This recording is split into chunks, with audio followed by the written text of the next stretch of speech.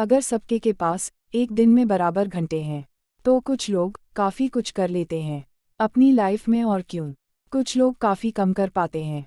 कुछ लोग ज़्यादा अमीर, सक्सेसफुल और ज़्यादा अचीव कर पाते हैं, जबकि उनके पास भी दिन में 24 ही होते हैं। वही हमारे पास भी। इसका आंसर सिंपल है, उन सभी चीज़ों करना छोड़ दो जो आप कर सकते हो, वह सभी करना शुरू कर दो जो आपको करना चाहिए। हर चीज़ इक्वली इम्पॉर्टेंट नहीं होती है, जो सच में करना इम्पॉर्टेंट है उसे करना शुरू करो।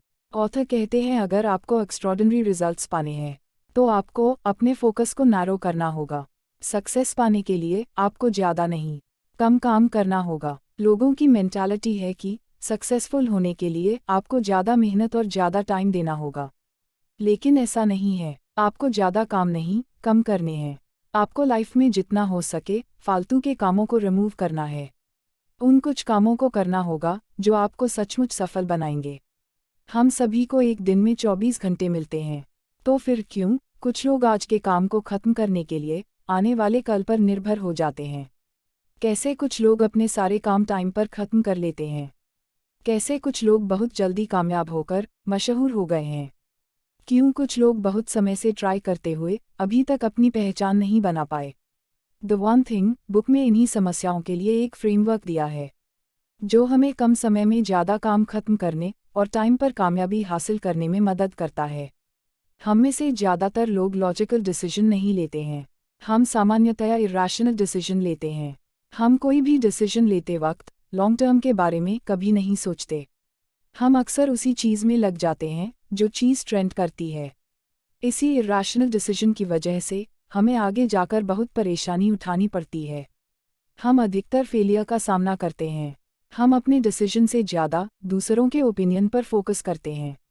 हम अपने लॉजिकल थिंकिंग को छोड़कर दूसरों के इरैशनल ओपिनियन पर ज़्यादा ध्यान देते हैं, जिसके कारण हमें लाइफ में फेलियर का सामना करना पड़ता है। ठीक ऐसे ही जब बात किसी इंसान को जानने की होती है तो हम उसे बिना जाने दूसरों के ओपिनियन सुनकर उस इंसान के बारे में राय बनाते हैं। अगर हमसे किसी ने हमसे कहा कि वह बुरा इंसान है, तब हम उसे बिना जाने उसके बारे में बुरा सोचने लगेंगे। इसलिए ऑथर हमें लॉजिकल थिंकिंग के लिए प्रेरित करते हैं। लॉजिकल थिंकिंग हमारे शॉर्ट या लॉन्ग टर्म के लिए बहुत बेनिफिशियल होता है। हम ह्यूमन बाय नेचर तर्कहीन इरैशनल होते हैं, इसलिए हमें चीज़ों और लोगों को अच्छे से समझने के लिए लॉजिकल और इमोशनल डिसीजन तर्क के साथ लेना चाहिए। जब इस लॉ को हम अच्छे से यूज़ करेंगे तब हम किसी को भी बहुत अच्छे से समझ पाएंगे। खुद के अंदर कॉन्फिडेंस होना बहुत ही अच्छी बात है, लेकिन जब यही कॉन्फिडेंस ओवर कॉन्फिडेंस हो जाता है तो वही चीज़ हमारे लिए बहुत बुरी होती है। ऑथर बताते हैं कि लोगों के पास जितना ज़्यादा होता है उनका ईगो और एटीट्यूड उतना ही ज़्यादा होता है। वह लोग अपने से बड़े लोगों की बहुत रिस्पेक्ट करते हैं, लेकिन जब बात अपने से छोटे लोगों की होती है तो वह उन्हें जानवरों की तरह समझते हैं। उनसे अच्छे से बिहेव नहीं करते, उनकी रिस्पेक्ट नहीं करते। उनके अकॉर्डिंग उनसे छोटे लोग सिर्फ उनके काम के लिए बने हैं। यह बात सच भी है। हम में से ज़्यादातर लोग ऐसे होते हैं कि वो अपने से छोटे लोगों का रिस्पेक्ट नहीं करते। उदाहरण के लिए, अगर आप अपने क्लास के एक स्मार्ट बच्चे हैं तो आपसे केवल उन्हीं से दोस्ती करोगे, उनके साथ ही रहना पसंद करोगे जो आप जैसे स्मार्ट होंगे। आप एक वीक बच्चे के साथ कभी अपना टाइम स्पेंड नहीं करोगे। आप उस वीक बच्चे को एक लो ग्रेड स्टूडेंट समझोगे, उसकी रिस्पेक्ट नहीं करोगे। यही होता है नार्सिसिज्म, लोगों को अपना गुलाम समझना। हमें इसको बदलने के लिए अपने अंदर 4 चीज़ें बिल्ड करनी होंगी। 1. द एम्फेटिक एटीट्यूड, दूसरे लोगों के नज़रियों को जानना, उन्हें अच्छे से ऑब्जर्व करके उनके एक्शंस को एनालाइज करना। 2. विसरल एटीट्यूड, लोगों के बिहेवियर और उनके बॉडी लैंग्वेज पर अच्छे से ध्यान देना। लोगों की बॉडी लैंग्वेज जानकर हम उनके बारे में बहुत कुछ जान सकते हैं। 3. एनालिटिक एम्पैथी, अगर आप किसी को अच्छे से जानना चाहते हैं तो उनके पास्ट को जानें। उनका पास्ट कैसा था, उनकी फैमिली का एनवायरनमेंट, जिससे आप उस पर्सन को अच्छे से समझ पाओगे। 4. एम्पैथेटिक स्किल, हम जितने ज़्यादा लोगों से मिलेंगे हम उतना ज़्यादा बेहतर होंगे। ज़्यादा लोगों से मिलने का मतलब बहुत ज़्यादा नॉलेज उनके बारे में और अच्छी इन्फॉर्मेशन। इंसानों ने अब तक काफ़ी चीज़ों के बारे में प्रोजेक्ट करना सीख लिया है। मौसम का पता हम लगा लेते हैं, कंपनी में कितना लॉस या प्रॉफिट होगा, शेयर मार्केट के बारे में, बहुत सारी चीज़ों के बारे में हम पता लगाते ही रहते हैं, सीखते ही रहते हैं। इंसान की कुछ ऐसी कमजोरियां हैं जो वह अवॉइड नहीं कर पाता है। हम लोग शॉर्ट माइंडेड होते हैं, लालची होते हैं, छोटी छोटी बातों पर गुस्सा आ जाता है। हम इंसानों का जो दिमाग है वह बदलता रहता है। हमारे अंदर सेल्फ डिफीटिंग जैसी वीकनेस होती हैं। तो हम अगर अपनी कमजोरियों या लॉस को अच्छे से समझ जाएं, तो हम अपनी लाइफ को काफ़ी बेहतर बना सकते हैं। तब न तो कोई हमारा फ़ायदा उठा पाएगा, न ही हमें कोई अपने जाल में फंसा सकता है। कई बार हमारी खुद की कमजोरियां मुसीबत में डाल देती है, लेकिन हम अगर अपनी कमजोरियों पर काबू पा लेते हैं, तो हम खुद को एक बेहतर इंसान बना सकते हैं, एक बेहतर लाइफ को एंजॉय कर सकते हैं। किसी भी इंसान को देखकर हम ये राय बनाने लगते हैं कि वह इंसान कैसा है, क्या सोच रहा है। जब हम किसी को समझने की कोशिश करते हैं, तो हम अक्सर बहुत बड़ी गलती करते हैं। वो गलती यह होती है कि हम जैसे होते हैं वैसे ही दूसरे लोगों समझते हैं। एक चोर को सभी लोग चोर जैसे ही दिखते हैं, एक झूठे इंसान को सभी लोग झूठे ही लगते हैं।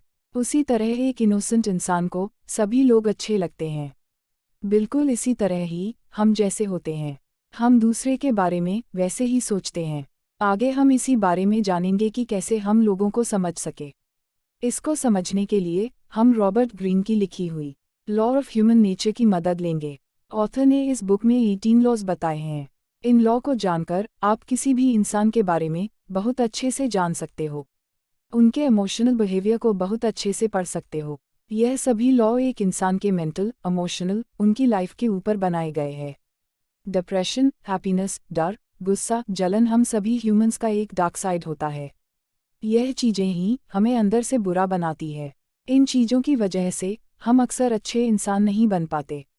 हम अक्सर अपने इमोशंस पर काबू नहीं रख पाते, जिसकी वजह से हम अक्सर फेल और साड़ी रहते हैं। इसलिए ऑथर ने अपने इमोशंस को जीतने के लिए हमें फर्स्ट लॉ बताया है। हम में से ज़्यादातर लोग लॉजिकल डिसीजन नहीं लेते हैं, हम सामान्यतया इरैशनल डिसीजन लेते हैं। हम कोई भी डिसीजन लेते वक्त लॉन्ग टर्म के बारे में कभी नहीं सोचते। हम अक्सर उसी चीज़ में लग जाते हैं जो चीज़ ट्रेंड करती है। इसी इरैशनल डिसीजन की वजह से हमें आगे जाकर बहुत परेशानी उठानी पड़ती है। हम अधिकतर फेलियर का सामना करते हैं। हम अपने डिसीजन से ज़्यादा दूसरों के ओपिनियन पर फोकस करते हैं। हम अपने लॉजिकल थिंकिंग को छोड़कर दूसरों के इरैशनल ओपिनियन पर ज़्यादा ध्यान देते हैं, जिसके कारण हमें लाइफ में फेलियर का सामना करना पड़ता है। ठीक ऐसे ही जब बात किसी इंसान को जानने की होती है, तो हम उसे बिना जाने दूसरों के ओपिनियन सुनकर उस इंसान के बारे में राय बनाते हैं। अगर हमसे किसी ने हमसे कहा कि वह बुरा इंसान है, तब हम उसे बिना जाने उसके बारे में बुरा सोचने लगेंगे। इसलिए ऑथर हमें लॉजिकल थिंकिंग के लिए प्रेरित करते हैं। लॉजिकल थिंकिंग हमारे शॉर्ट या लॉन्ग टर्म के लिए बहुत बेनिफिशियल होता है। हम ह्यूमन बाय नेचर तर्कहीन इरैशनल होते हैं, इसलिए हमें चीज़ों और लोगों को अच्छे से समझने के लिए लॉजिकल और इमोशनल डिसीजन तर्क के साथ लेना चाहिए। जब इस लॉ को हम अच्छे से यूज़ करेंगे, तब हम किसी को भी बहुत अच्छे से समझ पाएंगे।